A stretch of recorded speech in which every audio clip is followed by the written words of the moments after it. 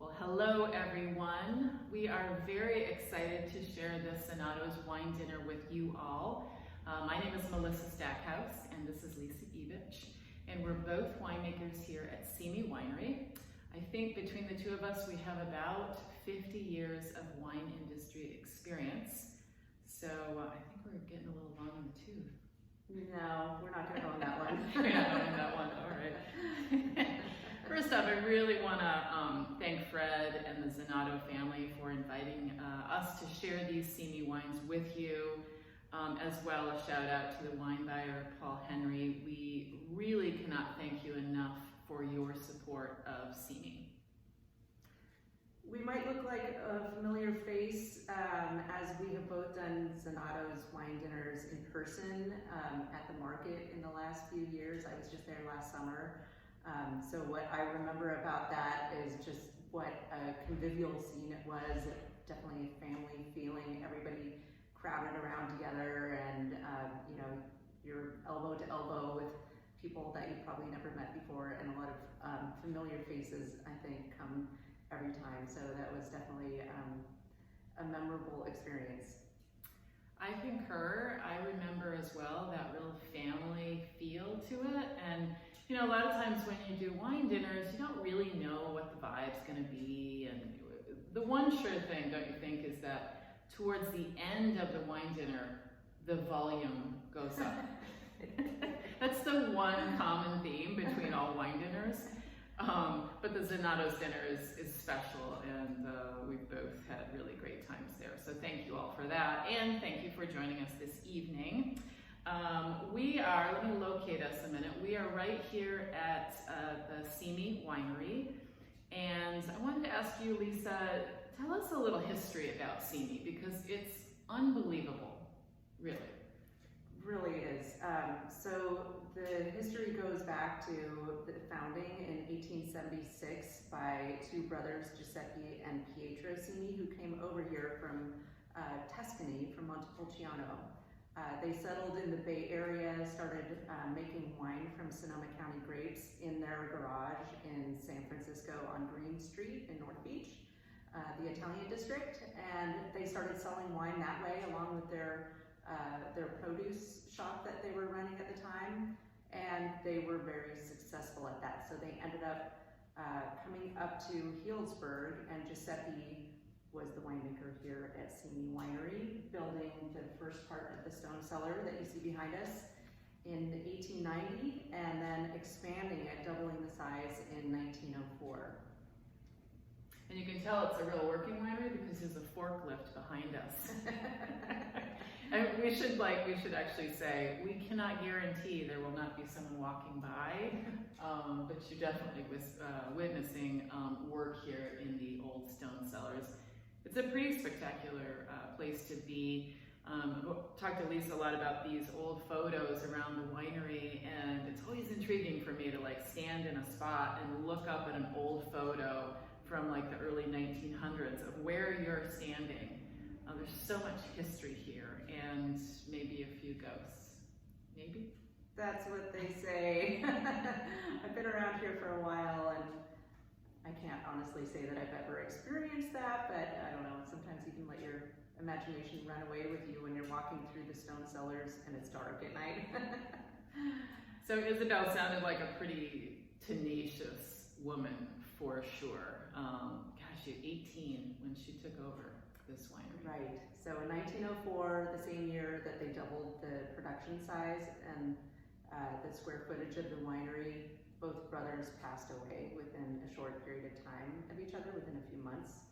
And Isabel, who had been working alongside her father for several years, is 18, as Melissa said, and she took over running the winery, and she actually had control of it, ran it until 1970 when she finally decided to retire. So during that time, you probably heard about Prohibition, not the best years for wine production in America, but she kept the production going, making some medicinal wine and sacramental wine. And that was like, how long was Prohibition? 13 years. 13 years. And I imagine no one thought it would be that long. No, and I think that's what kept her and her husband Fred going during those years, that they just kept telling themselves, it's, you know, it's going to be repealed, it's going to be repealed. So they just kept hanging on. They had to do some things like sell the vineyards that were around the property. Story goes that she gave piano lessons, and they probably sold a little bit of wine at the back door, just guessing. But they were able to keep control of the winery building itself and produce a small amount of wine each year. So at the end of Prohibition, when it was repealed, they had some aged wine that they were ready to bottle. They distributed it across the country to restaurants on the East Coast and quickly developed a reputation as a producer of quality wines. Yeah, and here, right? Like she opened up the first tasting room. Is that correct? That's correct. The first tasting room in Sonoma County is right on this spot where we're sitting, and this building that we're sitting in, some of the architectural details are meant to emulate the shape of a wine cask. So the windows above us are arched, as are other windows in the building, because the first tasting room was actually repurposed 25,000 gallon redwood cask that she had brought out to the street, Healdsburg Avenue, put on its side, put a door in it, and that was where she sold her wine. That's so cool. That's so cool. So do come to Healdsburg, please, and join us here at Simi.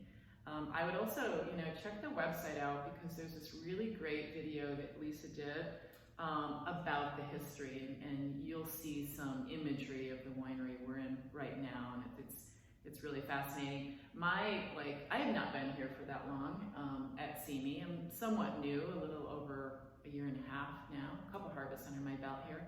But I met with a grower not too long ago, Dave Raffinelli, and it was really cool to talk to Dave, because he was talking about how his grandfather had delivered fruit here to Isabel. And I just thought that was so cool, this sort of thread of like the olden days to right now, and that an old grape growing family delivered grapes here as well. So that's kind of neat. It's so cool to work somewhere with such history. There's incredible continuity, and we're always finding those little gems and stories and things that make you really feel grounded to the history that Simi has. Yes. So hopefully, as we've been talking, you guys have been tasting wines. We don't want to keep you from wines, and we shouldn't keep ourselves from any of these wines. So we've chosen a certain order to pour the Simi wines this evening. Feel free to taste the wines in whatever order you would like. We, unfortunately, don't get to participate in the dinner, so we don't know what you are pairing with the wines, but we'll suggest a few things along the way. Before I pour this, though, something really basic I just wanted to chat about is your glass. You don't need a sexy wine glass to appreciate wine, but what I do think you need is a clean wine glass. And I would impress upon you, if your glasses have been in the cupboard for a while, or you're pulling them out of the dishwasher, or whatever, just make sure you give them a smell, and just make sure that there's no aroma in there to compete with the aromas and the flavors of the wine. So first off, we're going to pour the 2019 Simi Sonoma County Sauvignon Blanc. Do you have any memories of the 2019 vintage? I think what we've talked about a lot is just the attention to detail, the fastidiousness that we watch the temperatures as this various tanks of Sauvignon Blanc were fermenting. Sauvignon Blanc, we ferment that in stainless steel tanks, and we ferment it cool. So we really moderate the speed of fermentation and the temperature, so that we retain all the beautiful aromatics, the floral and fruit aromas. Yeah, we like that cool fermentation, and as you smell the wine and then taste the wine, it has a lot of that sort of apricot, floral, like a grapefruitiness to it, sometimes a fresh cut hay, because there is also an herbaceousness that can come with Sauvignon Blanc. Honeysuckle, always kind of a minerality to it, like almost like wet stones.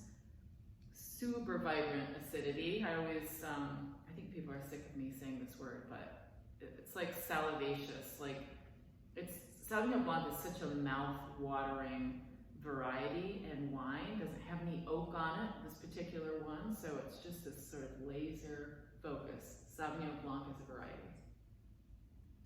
Real clean and really complementary to a wide range of foods, so that the acidity just like will cut right through richness of, you know, like cheeses and kind of fattier foods, but very complementary to like a chicken with a creamy sauce or something like that. Yep, like some spring vegetables would be good, and I find benefit in the fact that it's screw cap. So I mean, it's perfect for like taking to the beach.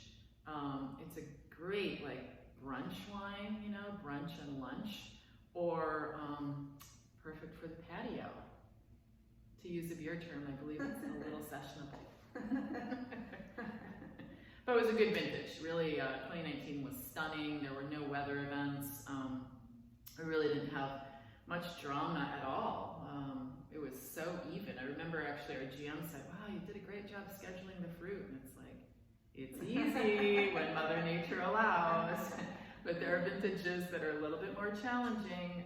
This one was a little bit more challenging. 2020 was tough, but we have survived. We have endured, as we always will.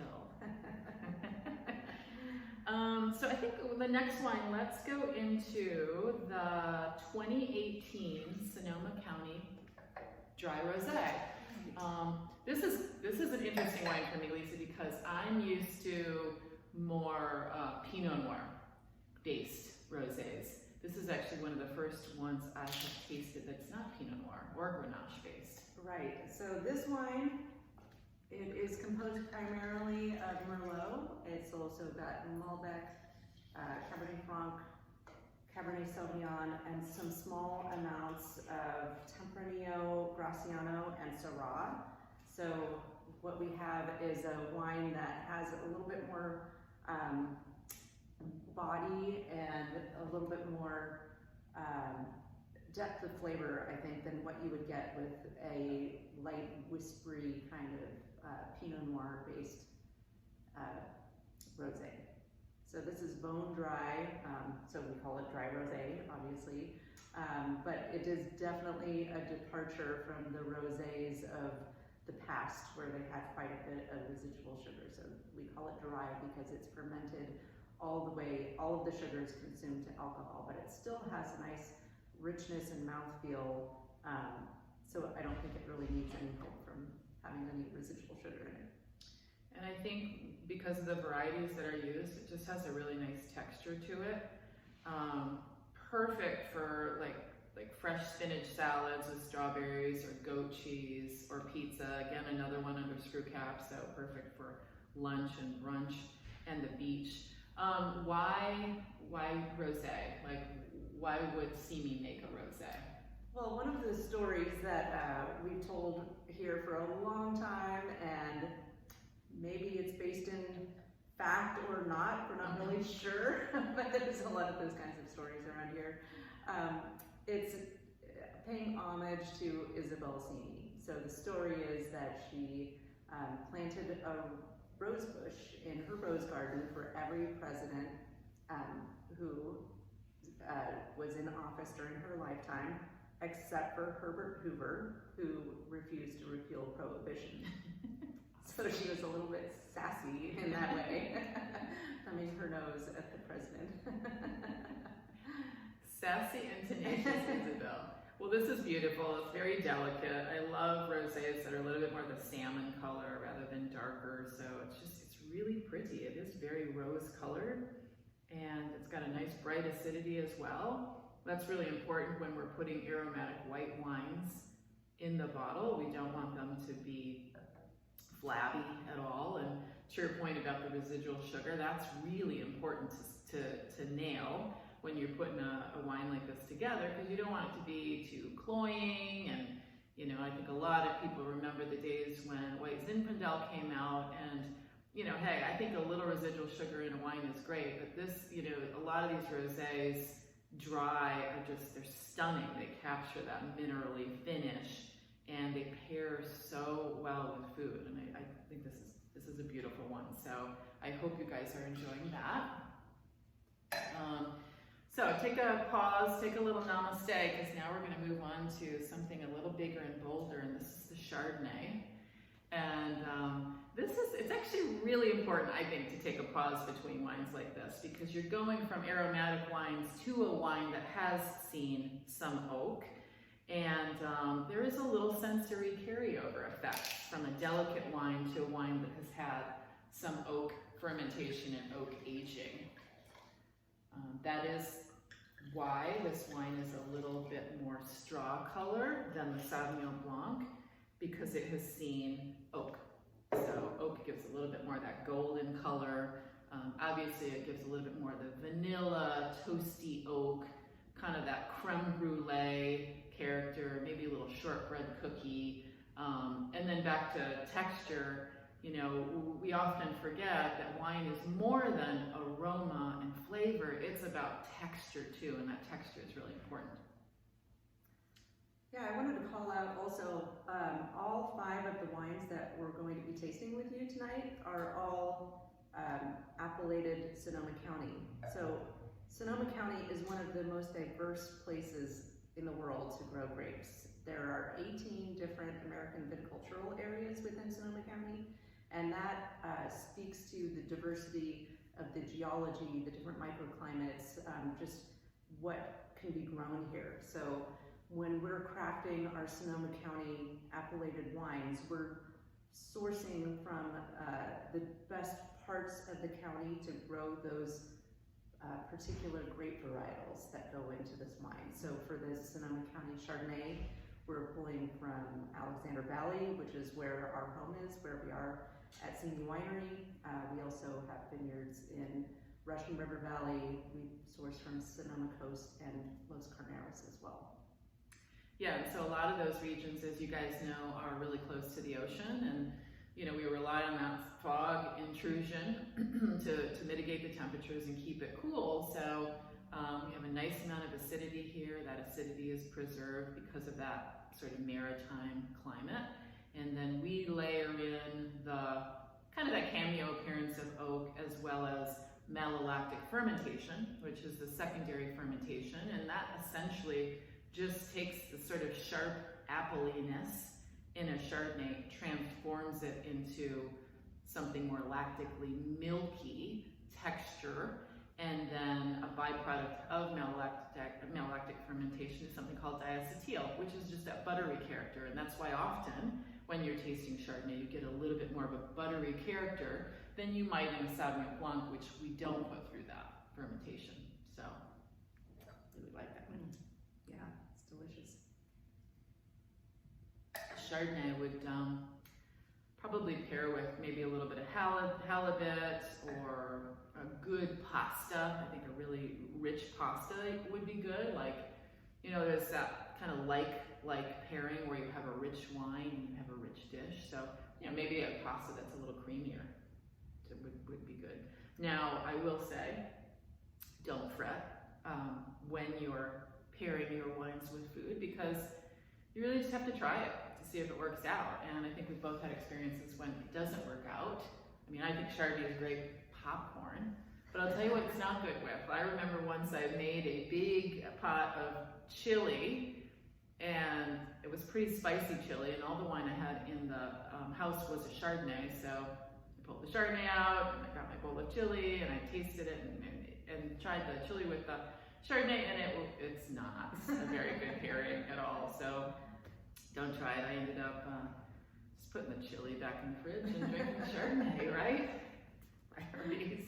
One of my favorite pairings is Caesar salad. We make a lot of Caesar salads at home, make the dressing from scratch, and so that's another example of that kind of you know, that nice rich creaminess, the lemoniness from the dressing, a little bit of acidity. So beautiful pairing. Yeah.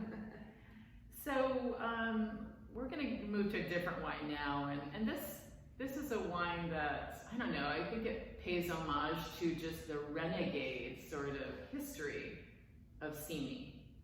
And that is the 2016 Rebel Cask. 2016 Rebel Cask. So this has a little bit different label. So the name, and as Melissa said, the renegade history of Simi, the rebel kind of spirit that Isabel must have had to keep producing wine during those 13 years of Prohibition, and probably a little bit of that speakeasy, knock on the back door type of thing. So this wine is, it's a blend of Zinfandel, Merlot, Carignan, a little bit of Alicante Bouschet, and it is aged in a little bit of rye whiskey barrels. So it might sound overpowering, but it's just a kiss. So it gives it just a little bit of that, a little bit of a spicy character, maybe just a hint of orange zest to it. This is a good wine to drink when you're snuggled up in a cabin in the snow. Totally, it's definitely a wine to bring to Tahoe. It's also like on a cold, rainy day, I think. I would pair it with maybe like rich stews or spare ribs or like a mushroom risotto. It's a wine that is darker and certainly more brooding, a little hedonistic, more hedonistic than your regular Cabernet would be. It's not sweet though. It's got really, it's only like 2.5 grams per liter. It's really not sweet either. So the richness comes from the fruit, and then that oak choice, I think, really pushes that sort of orange peel, cardamom spice that is, it's pretty vexing. It's enticing. Yeah. Yeah. It's pretty. I would have this with a burger. I would have it with an Impossible Burger. I tipped my hat too. Okay, so I wish we could answer questions. I always think questions are such a great catalyst to know what people want to know. So if you do have any questions, just reach out to, I don't know, Fred or Paul, and we would certainly like to answer those. We love making the winery accessible to everybody, and we really love to share it with you. So we end the wine portion of our dinner with a Cabernet, and Cabernet is pretty uncomplicated, I think, right? You have that sort of like that blackberry, coffee bean, like a little cassis. There's also just a little savoriness to it because Cabernet is a variety that has pyrazines, which if we were to pick Cabernet too early, it would be very green peppery. But we don't, because we've been doing this for 50 years. And so we want to push that Cabernet to maximum ripeness so we can get a little bit more of the jamminess without the greenness. Right. Yeah. Yeah, so Cabernet from Alexander Valley, you get a lot of that, like plum, some dried plum, like Melissa said, those savory notes, some dried herbs. We really try to pick so that we don't get a lot of the pyrazines. But pyrazine, it's, there's like a slight undercurrent, I think, that you can expect to find in a lot of Cabernets. I love it with like grilled portobello mushrooms, probably the burger, again, that would be good. Steak. This one to me, it's mostly Cab. It's got a little Merlot in it, which I think Merlot is a little silkier to me than Cabernet. Cabernet can be more tannic, and though I always describe tannin as if you bite on the peel of a banana and that texture, that's tannin, and Cabernet has more tannin than Merlot or Pinot for sure. But yeah, I think it has a nice plushness because of that Merlot addition. Yeah. So this is sort of the end of our talking about the wine. Has our volume increased at all? Yours and mine? Are you guys louder at home at your dinner? So I was thinking how best to sort of close this out, and I was thinking about, like, you know, all the questions I think we get as winemakers. You know, we of course get the question about being a female winemaker in the industry, and I mean, I've done this for so long, I've never really had a hard time with that. Simi does have a history of female winemakers, huh? Absolutely. But even today, we're not 100% female winemaking. We have a staff of 4 on our winemaking team, Melissa and I, and Sean and Eileen. Mm-hmm. Yeah, we like to joke about Sean, because Sean actually was the one who micromanaged this Sauvignon Blanc. He was at every tank every day. So, and then the other question I always get is, what is the best part of being a winemaker? What do you like most about making wine? There's a lot of things that I like about it. The day-to-day is just, you know, being so close to the wines. You know, this time of year, as we're fermenting our 2020s, when we go back and revisit previous vintages, then it really kind of solidifies everything and puts everything into a different framework and context, and you see kind of what you have done, and it's a great sense of accomplishment that you don't really get until kind of you have that perspective. Does that make sense? Yeah, I agree with that. And then also, I don't know, the vintages are always important to me, because you get to mark a vintage, and every vintage has a story, for one thing. And then I think too that we're making a product that acknowledges a real quality to life. And like even, you know, having dinners like this, we're sharing with people what we've made, and it's usually paired with some wonderful food, as I imagine you're participating in this evening. And so I like being able to be part of that. You know, forget the quantity in life, but this is sort of the quality in life. Especially now, right? Like, as we're kind of wading through the dramas of 2020 with COVID, and even this setup is a function of this year, us giving you a wine dinner virtually. But we really hope you enjoyed these wines, and we've really, I think, you know, we were excited about this, and we've enjoyed spending this, 30 minutes with you, hoping that you've learned something and that you've had a great evening. And I don't know, maybe we should do it again sometime. Yeah, hopefully we brought a little bit of a sense of Simi to you and to your home, and we hope that you've enjoyed the wines that we have made, and knowing that behind us in these cellars right now we have 2020 vintages percolating away, going through fermentation. So the next vintage is on its way. All right, so final toast to all of you, to the Zanotto family. We thank you very much, and to I think a healthy rest of 2020, and enjoy every last moment of 2020, and then we'll move on to 2021. Cheers. Cheers.